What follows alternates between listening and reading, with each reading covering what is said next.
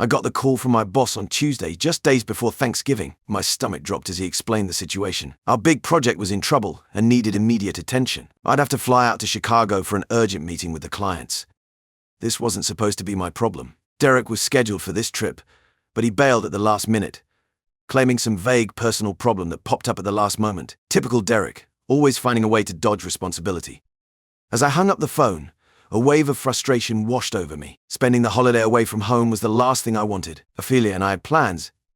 Nothing fancy, just a quiet dinner together. Afterwards, she was supposed to have a night out with her friends. There was no use arguing. I was the responsible one, after all, the guy who always stepped up when needed. So I swallowed my disappointment and started packing. As I tossed clothes into my suitcase, I tried to convince myself that Ophelia would understand. She knew how important my job was, how much I'd worked to get to this position. Still, a nagging doubt lingered in the back of my mind. I stepped onto the plane with a heavy heart, my mind still churning over Ophelia's distant behavior and Derek's mysterious absence. As I settled into my seat, I couldn't shake the feeling that something was off. The flight attendant's cheerful voice barely registered as she ran through the safety instructions. My phone buzzed. A message from Ophelia.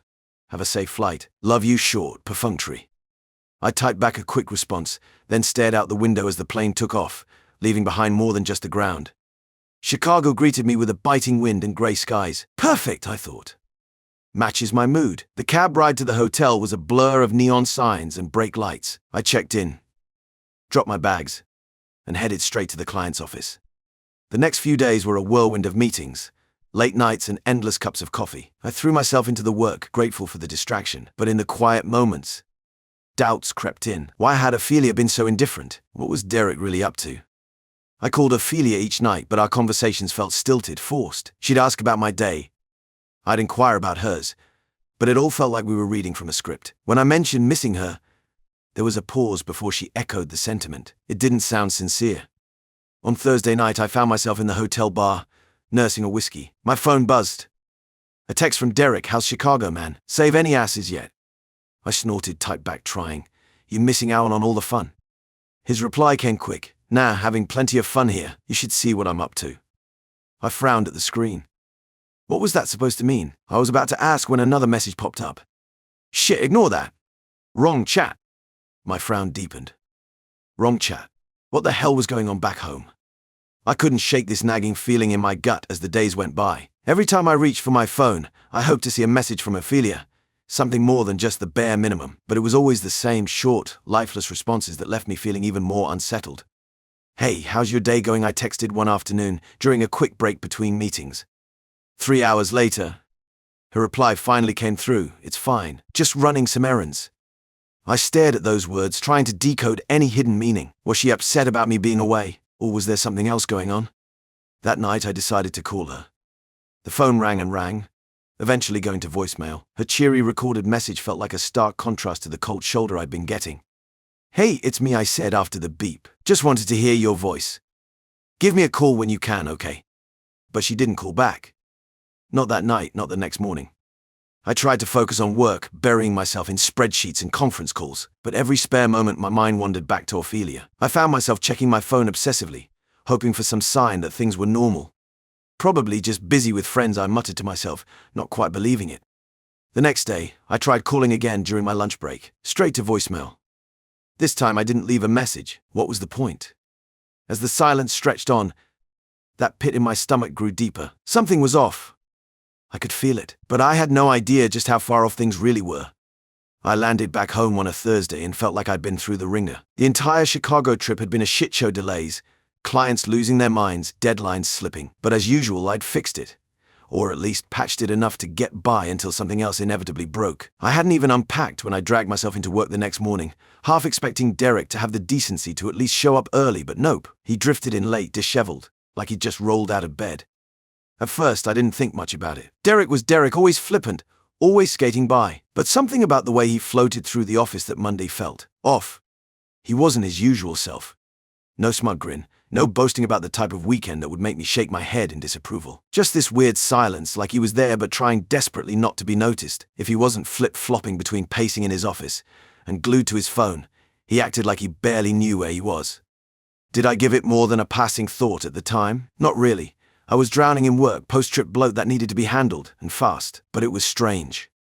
Hell, for the rest of the team too. Everyone kinda tiptoed around him that week. Like we all felt something was lurking under the surface but couldn't quite put a finger on it. And honestly, I didn't really care. I was just eager to get back to some semblance of normal, whatever that even meant anymore. Then, out of nowhere, he asked me to grab drinks after work on Thursday. Derek never invited people anywhere. He'd just show up, throw a couple bottles of whiskey on the table, and expect everyone to follow him into the chaos. So hearing him suggest a quiet drink between the two of us, something was very off. I agreed, mostly out of curiosity. Maybe he felt guilty about bailing on the trip and wanted to smooth things over. Fine, I made peace with it in my head as we sat down later that evening at one of those low-lit dive bars he liked so, much probably because the dim light made everyone look better than they actually were. It started innocently enough.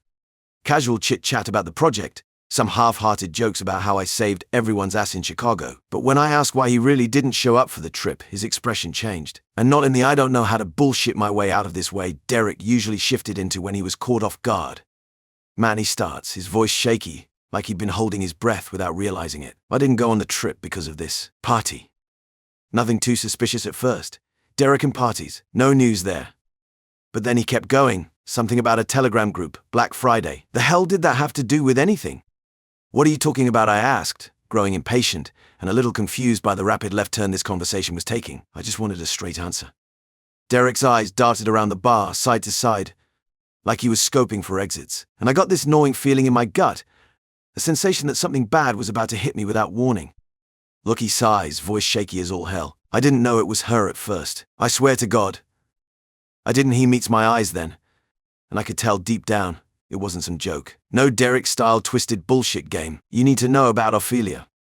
The room seemed to close in around me, all the background sounds sucked into a distorted hum. He talked about some penthouse downtown. An exclusive event. Sketchy as fuck, but not exactly Derek's first run-in with that kind of scene. But then he said it. Ophelia was there, hosting. I don't even remember anything else he said after that. My mind went blank, like I was staring at some TV with the volume on mute. The last time I had seen her before I boarded that flight to Chicago, she was in our kitchen, sipping coffee like it was just another day. And now Derek was telling me she'd been at some party, orchestrating God knows what. What the hell do you mean she was hosting? The words slipped out before I even fully realized what I'd said. His pause made my skin crawl. She was. Man, she was taking guys into a room, one by one. I won. I clutched the edge of my stool, keeping myself grounded because my body suddenly felt like it wasn't entirely there. It was so absurd, so fucking far-fetched. Ophelia. Leading men into bedrooms at some secret party. Derek kept going. Said it was all being recorded. My mouth went dry, and a knot sat in my throat, burning, refusing to move. I think the moment Derek reached into his coat for his phone is when reality finally hit me full force in the face. I still don't know what was running through my head when he showed it to me. Said he had proof. I didn't want to see it, but part of me was screaming for validation, for anything other than his words. His shitty, half-broken, guilty explanation had already wrecked me, but I needed to see it or hear it. I pressed play, and everything came crashing. The video was dark but painfully clear. Faces I didn't know, laughing, drinking. Men lining up for something. A door creaked open. Ophelia entered, dressed provocatively. It had been years since I'd last seen her like that. She looked like a stranger as she led each man into the room. My legs went numb under the table as I shoved his phone back at him, face unreadable, frozen. Derek stumbled through more apologies, but I was already gone, standing, walking, not hearing a word. I left the bar. Left him there, as my head pounded with thoughts of her, my knuckles clenching the steering wheel like it was the only thing keeping me from breaking down completely. I didn't scream. Didn't cry. For days I couldn't sleep. I couldn't eat. My world had shattered, and all I could do was replay that damn video in my head, over and over again. For days I wandered through our house like a ghost. Ophelia was there, but she might as well have been a stranger. I couldn't look at her without seeing that. Her leading those men into that room. Her laughing. Her betraying everything we had built together. I'd come home from work, grunt a hello, and retreat to my office or the living room. Ophelia would try to engage me, her voice laced with concern that now felt like mockery. "Steve, is everything okay?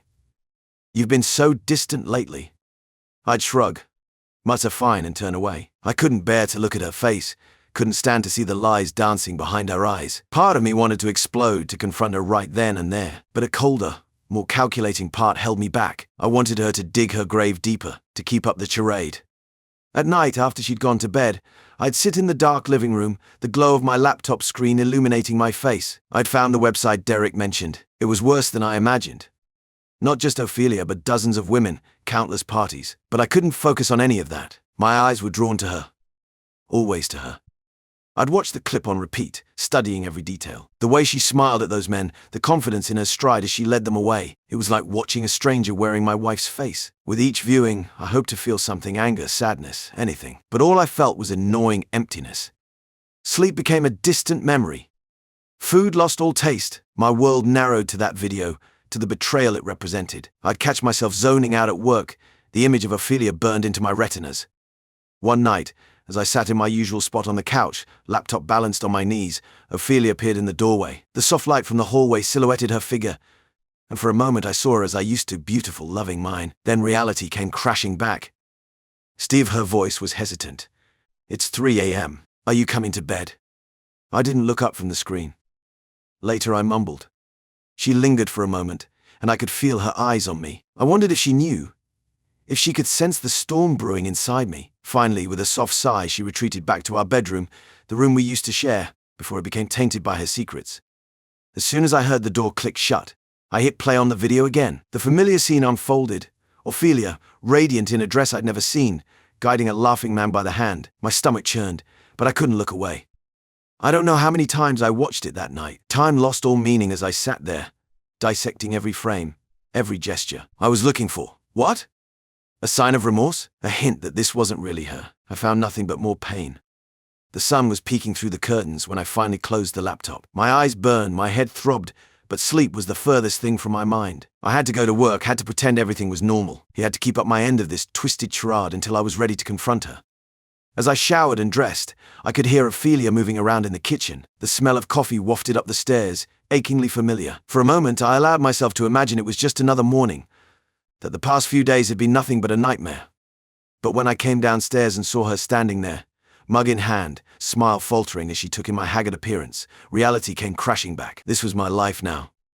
A life of secrets, lies, and that damned video playing on an endless loop in my mind. "Good morning," Ophelia said softly. "I made you some toast." I grunted in response, grabbing my keys and heading for the door. I couldn't eat, couldn't stand to be in the same room as her any longer than necessary. As I reached for the doorknob, I heard her voice again, small and uncertain. "Steve, we need to talk. Something's wrong. I can feel it. Please, just tell me what's going on." I froze, my hand on the door. Part of me wanted to turn around, to scream at her, to demand answers, but I wasn't ready. Not yet. So I did what I'd been doing for days. I shut down, locked away my emotions, and walked out without a word. As I drove to work, my mind drifted back to the video. It was always there now, lurking just beneath the surface of my thoughts. I wondered how long I could keep this up, how long before the dam broke and everything came pouring out. But for now, I'd keep watching, keep analyzing, keep trying to make sense of how the woman I loved could become a stranger overnight. The video was my obsession, my torment, and my only link to the truth. And until I was ready to face that truth head on, it was all I had left. I felt like I was suffocating in my own home. Ophelia's sudden shift in behavior only made everything worse. She was acting sweeter than ever, but it felt like poison dripping from her lips. "Steve, honey, I made your favorite lasagna for dinner," she called from the kitchen. The smell wafted through the house, but it turned my stomach. I mumbled some excuse about a big lunch and retreated to the garage, pretending to tinker with my tools. Later that night, she slid into bed next to me, her hands snaking across my chest. I tensed, fighting the urge to recoil. "I've missed you," she whispered, her breath hot on my ear. I rolled away, muttering about being tired. Her touch, once a comfort, now felt like sandpaper on my skin. The next day, she suggested we go out for dinner at that Italian place we used to love. I nodded mechanically, unable to look her in the eye. As we sat across from each other, the candlelight flickering between us, I couldn't help but see flashes of that damned video. Her smile, once beautiful, now seemed grotesque. "Are you okay, Steve?" "You've barely touched your food," she said, reaching for my hand. I pulled back instinctively, knocking over my wineglass. Red liquid spread across the white tablecloth like blood. "I'm fine," I lied, mopping up the mess. "Just stressed about work."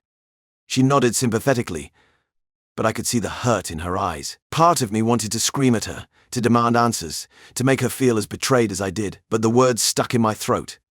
I felt like an actor in some twisted play, going through the motions of our life together while carrying this crushing secret. Every gesture of affection from her felt like a mockery. Every "I love you" was a knife twisting in my gut. One day I sat there, my fingers wrapped tightly around the glass, feeling the cool surface against my clammy skin. The alcohol burned in my throat, but it wasn't enough to numb the pain that had been festering inside me for days. Ophelia stood in the doorway, her silhouette framed by the hallway light. She looked perfect, as always. Too perfect. I could see the slight smudge of her lipstick, the way her hair was slightly disheveled. Little things I'd never noticed before, but now they screamed at me. Just work. How I couldn't keep the bitterness out of my voice. Must be some important client to keep you out so late. She hesitated, her hand still on the doorknob. Steve, are you okay? You've been acting strange lately. I laughed, a hollow sound that echoed in the quiet room. Strange? No, I'm just fine. Just sitting here, thinking about work. You know how it is, right? Always thinking about work. Ophelia took a step towards me, her heels clicking on the hardwood floor. The sound grated on my nerves. Steve, if something's bothering you. Nothing's bothering me, I cut her off, finally looking up at her. Our eyes met, and for a moment I saw a flicker of guilt in hers. It was gone in an instant, replaced by that carefully crafted concern she'd been wearing like a mask lately. I stood up, swaying slightly. The room spun a little, but I managed to steady myself. I'm going to bed, I announced, brushing past her. As I passed that unfamiliar perfume again, it was like a punch to the gut. I paused, my hand on the bedroom doorknob. You smell nice, I said. Not turning around. New perfume. Yes, Ophelia stammered. A client gave it to me as a thank you. I nodded, still not looking at her. Must be some client. I stood there, my heart pounding in my chest, watching Ophelia's every move. She flitted around the kitchen, humming softly to herself as if nothing was wrong, as if our world wasn't about to come crashing down around us. I took a deep breath, steeling myself for what was to come. Ophelia, I said, my voice barely above a whisper. She turned, a smile plastered on her face that didn't quite reach her eyes. Yes, honey, she replied, her tone sickeningly sweet. I felt bile rise in my throat. How could she act so normal? How could she pretend everything was fine when she'd torn our life apart? We need to talk, I managed to get out, my fists clenching at my sides. Her smile faltered for a moment, but she quickly recovered. Of course, what about? I couldn't take it anymore. The facade, the lies, the betrayal, it all came crashing down on me at once. I exploded. Tell me, Ophelia, did work include inviting men into a penthouse bedroom and selling yourself while I was out of town? Did it include recording everything and selling it online like a cheap Black Friday deal? The color drained from her face. Her mouth opened and closed like a fish out of water, gasping for air. Steve, I can explain. I cut her off, pulling out my phone. With shaking hands, I pulled up the video and hit play. The sounds of laughter filled the room, accompanied by her lilting voice as she led men into the bedroom. I watched her face crumple as the reality of what I knew hit her. Ophelia collapsed onto the couch, tears streaming down her face. Steve, please, she sobbed. It's not what you think. I stood over her, unmoved by her tears. The woman I thought I knew, the woman I had loved and trusted, was gone. In her place sat a stranger, one who had lied and cheated without a second thought. Without another word, I turned on my heel and walked to our bedroom. I yanked open drawers, pulling out clothes and tossing them haphazardly into a suitcase. I didn't care what I grabbed. I just needed to get out. Ophelia followed me, her pleas growing more desperate with each passing second. Steve, please, we can work this out. I'm sorry, I'm so sorry. Please don't leave me. I ignored her, zipping up the suitcase with more force than necessary. As I turned to leave, she grabbed my arm, her nails digging into my skin. Steve, I love you. It was a mistake, a terrible mistake. Please give me another chance. I looked down at her. Really looked at her for the first time since I'd found out. The woman I had loved was nowhere to be found in those tear-filled eyes. All I saw was desperation and fear. Fear of losing the comfortable life I had provided her. I shook off her grip and walked out of the bedroom, my suitcase trailing behind me. As I reached for the front door, Ophelia made one last attempt. What about our life together? Our future? Are you really going to throw it all away? I paused, my hand on the doorknob. For a brief moment, I thought about all we had been through, all the plans we had made. But then the image of her in that video flashed through my mind, and any lingering doubt vanished. You threw it away, Ophelia, I said, my voice cold and detached. Not me. With that, I walked out the door, letting it slam shut behind me. Her sobs echoed in the hallway. But I felt nothing. No sadness, no regret, just a numbing sense of relief. As I stepped into the elevator, I realized our marriage was over, and I didn't care anymore.